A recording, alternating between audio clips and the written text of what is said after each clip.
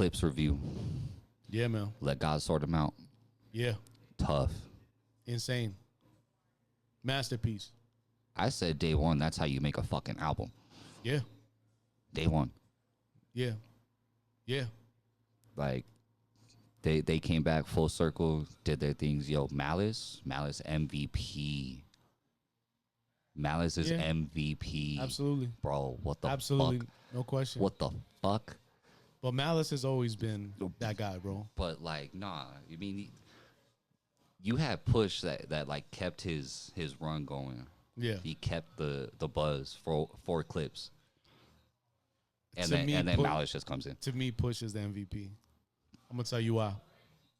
I'm not discrediting Malice. I agree with you. I think he's the MVP of the album. But I think, you know, Push keeping that legacy alive is important. And Push continually to stepping up his pen game over the years.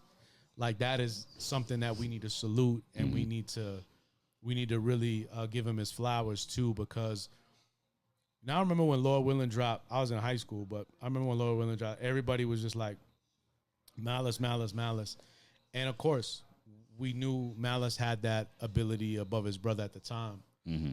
But then once Hell Have No Fury came out, I was heavy on Push. I was like, yo, he just got better on that project. Mm-hmm. And then from there, like, I think him working with Kanye really instilled in him to be able to be that MC that I think he really wanted to be. Because I know Kanye was very, very instrumental on him saying certain things a certain way and being able to elevate the pen. And I think when you work with somebody like Kanye and of course Pharrell for so many years, that you're able to be comfortable in the music that you make. So I salute Push for keeping that legacy alive. And to be honest, this album feels kind of like a Push album. Yeah. Which I love, because I think the previous Clipse albums were very, Lord Willin had a lot of like up-tempo beats, and it had a lot of like, it had some radio records and things like that. And then Hell Have No Fury had a lot of that as well. But I feel that this album set the right tone because they're coming back into the game. Push out of some great solo success. I mean, to me, Daytona and It's Almost Dry are classics from Push. So it's a great foundation for Malice to be comfortable in his own skin, to come back and be like, I'm ready. I love it, man. I've said in private, I said on the pod last episode that we did that this is a lesson for MCs that are in their age group, the younger generation, that are right below his generation, but then also somewhat of this new generation coming up who might be that 15, 16, 17-year-old, like, yo, what is this? Like, what is this Clipse album? I want to listen to it. They're showing you that this is how you make a masterpiece. This is how you put out a classic album. You take your time. You don't let no one derail you. You put the music out you want to. And you have a creative force. You have a producer that can steer the ship. And Pharrell did that. Yo. Bar none. You know what I'm saying? Like, the first track, The Birds Don't Sing. Oh, man. To me, when I listen to an album, especially nowadays in my older age, I don't pick it apart like I used to, of like, yo, you should have set it off with a hard record, or you should have done this and should have done that. I go into it. This is your art. This is your, you know what I'm saying? This is your picture that you painting for the fans.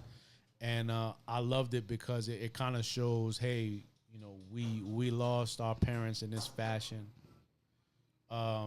Hey, you wonder why, hey, fans, you wonder why Pusha T is so diabolical and so precise? His mother was precise, right? And the way that she did things. So it's a lesson learned. And it hit me too because, I think when you deal with death, whether it be a friend or a family member, there's certain things that happen that you go through.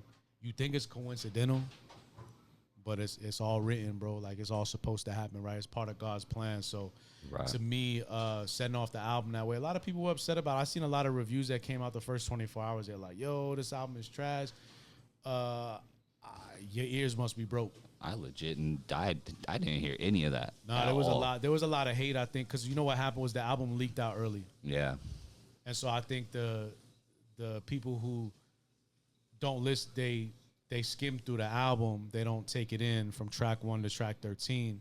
They was out there running their mouth on Twitter and negativity spreads faster than positivity. So Right. they was out there talking crazy. But one of my favorite records on the album is So Far Ahead. Yo, those Pharrell vocals, bro. It feels like you in church, man. Facts.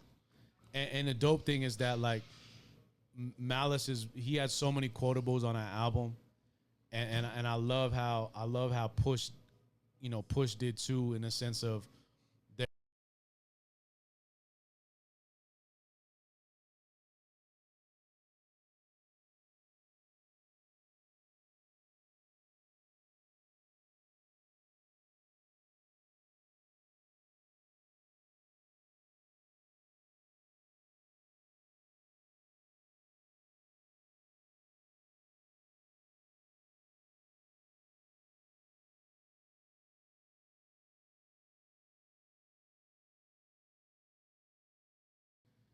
And Malice did too, but Push hit these pockets where I was just like, oh my God, bro. He sounded like big on this album. Mm-hmm. And he sounded like that too, and it's almost dry. So I love the kind of continuation of that feel, especially on the Pharrell side, because there was a bunch of beats that were it's almost dry that I was shocked that Pharrell did. I thought Kanye did them. Mm-hmm. Pharrell's range is insane. Facts. That Chains and Whips to me sound like a Kanye joint. And he just murdered that shit. Mm-hmm. But So Far Ahead to me is one of my favorite records on the album. I love the joint with Tyler. They create content, right? I despise that. I create content and they tries that. Mm-hmm. Like the pockets that Push hit on those hooks. It's just. I heard Pharrell say it in an interview, or maybe I heard Push say it in an interview, like, if it ain't sticky, we ain't messing with it. Mm-hmm. And everything on this album from track 1 to the end is very sticky, and it's very, once it's in your head, bro, that's it. Mm-hmm. You know what I'm saying? So shout out to the Clipse, man. Love the album. 10 out of 10 for me. Definitely. Probably one of the best albums in a while with the rollout. Just with everything. Not just the music, but it's the rollout. Like I saw them on Jimmy Kimmel. Or was it Jimmy Fallon? They was on Jimmy Fallon, and they got all these interviews talking about the album. Like to me, that's the way a hip hop album should be presented to the. When you approach a release date, this is what you do. You know I was just scrolling through.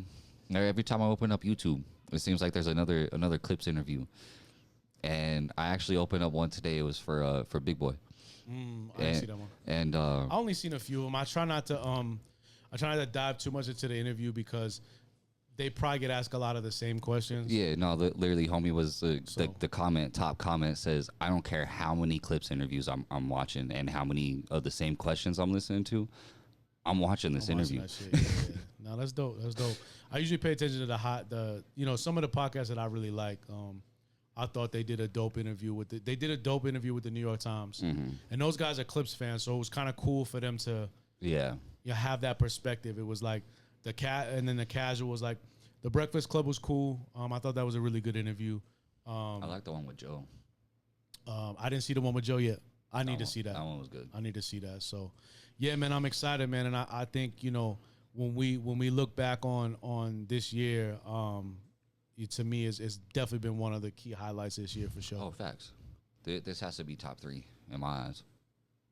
It's just amazing, man. Like I said this to somebody in private. I don't know who I was speaking with, but I was telling them that, when I first heard the Clipse way back in the day, I always knew they were special, but this album solidified to me that I thought Hell Have No Fury put them in a high caliber of like they got to be put in the best duos in the game, whether it be at that time or through the history of hip hop.